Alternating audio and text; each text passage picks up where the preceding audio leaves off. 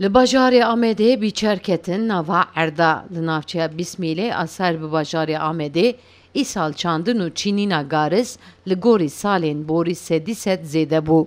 Sedema yekem jî li mintiqeya Amedê kêmbûna çandina pembûye. Şûna pembûyê garis kirt.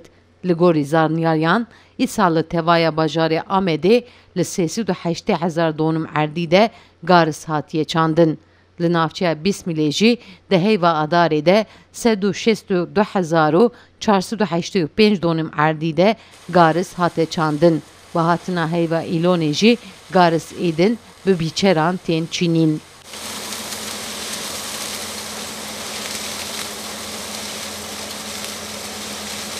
Walîtiya Amedê jî li navçeya Bismîlê bi navê çînîna garisên Bismîlê bernameyekê amade kir.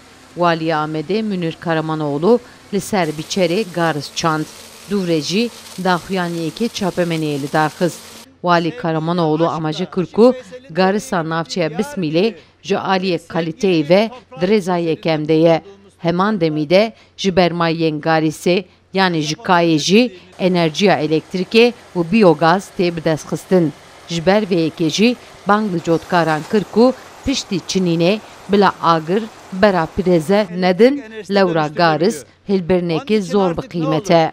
Ne mısırın ne buğdayın atığını, anızını, sapını, samanını tarlada yakmayalım arkadaşlar. Bu Hejay gotinê ku li tevaya Türkiye'ye 6 milyonu 400,000 donum erdî de îsal garis hat çandin.